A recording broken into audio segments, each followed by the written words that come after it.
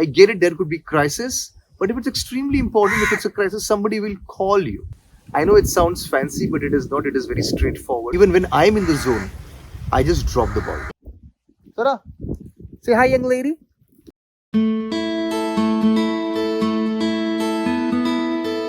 Hey, hi, hustlers. Today I'm going to use the word hustlers because today I'm going to dive into a topic that's usually ignored. It's the 5 to 9 of your day. It's not your regular 9 to 5 that we all obsess over. It's the after that part. And the headline is it matters really, really a lot. So grab your cup of coffee and grab your after work snack and let's get into it. You know how people say 9 to 5 is your work and 5 to 9 is your life? Well, it's not that simple. Sure, 9 to 5 is where you work, and for people who really love it, high five. But for freelancers, entrepreneurs, and solopreneurs like me, we don't politely clock off at 5. It leaks into dinner, it gets into your family time. But here's the kicker, your 5 to 9 is not just your free time, it's your fuel time, it's your recharge time. It's actually what makes you productive the next day for work. I mean, think about it like you're charging your phone overnight. No charge, dead battery, same with your brain. You know, research shows that you actually need downtime. It's a space where your body and mind consolidates memories. It solves complex problems. It gets creative. So it's extremely important. Okay, let me talk about a problem we all face.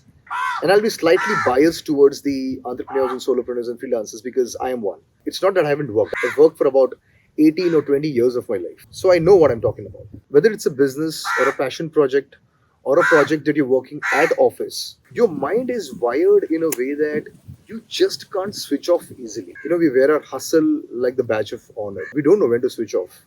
And we cannot. Even when you're not at your workstation, your mind is still there. You're thinking if I could have drafted that mail differently, is the quotation that I sent to the client all right? The campaign that I launched, was the creative good enough? You're out with your family and friends, you see something interesting, you see some good business, you see a business idea in it. It's very difficult to disconnect from all of these things. You know, but let's face it, being on all the time is not sustainable. We know it's a problem. If you've identified it's a problem, if you're aware about it, great. You at least have taken the first step. We all know how it ends. We'll end up having burnout and that dreaded feeling of being busy and not productive. Alright, enough of the whining, enough of the serious part, enough of the worrying part. Stay with me because in the next part I'm going to talk about how I am dealing with it.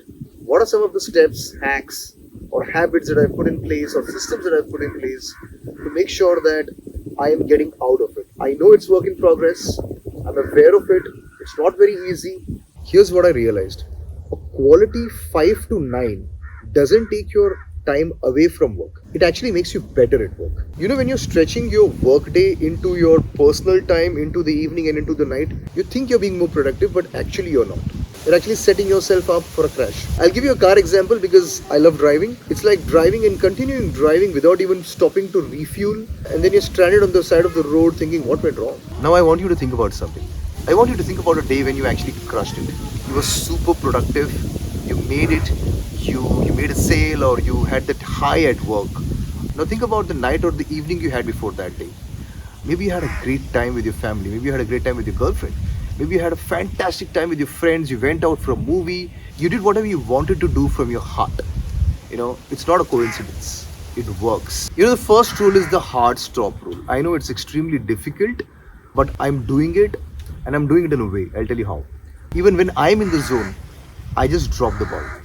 I jot down on a paper. I know it can sometimes be, okay, I'm in the zone, I'm crushing it, and it's 5 o'clock, 5:36, but you want to extend because you're in the zone and you want to continue.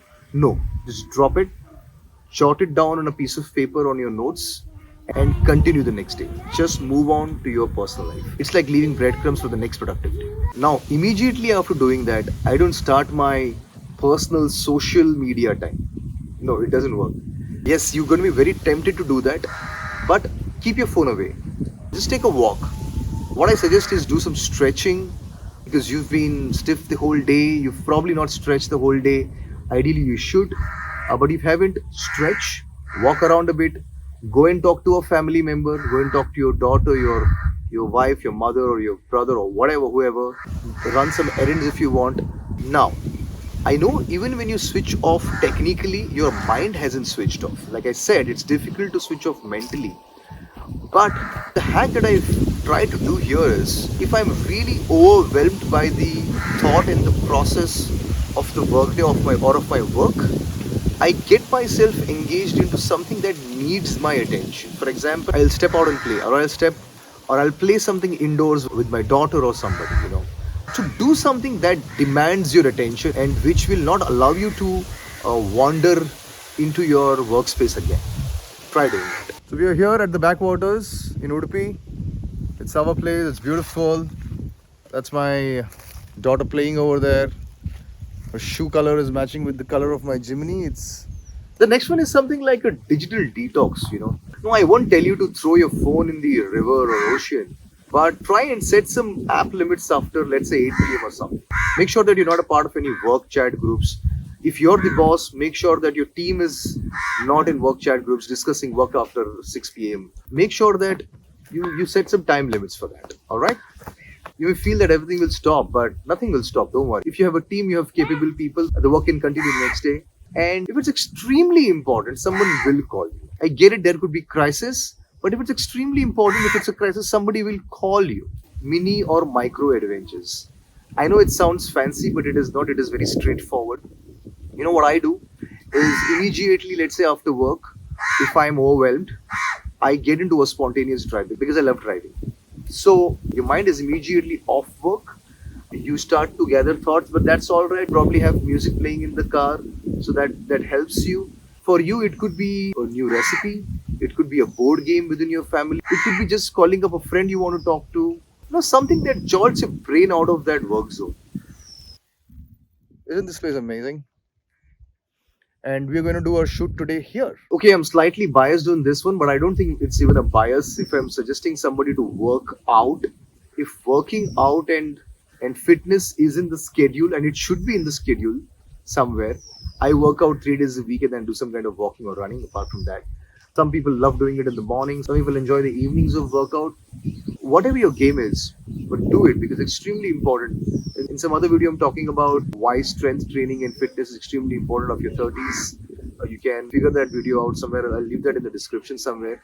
But the amount of right chemicals it drives through your body and your brain, the workout, after the workout especially, is outstanding. The high that you get after that is outstanding.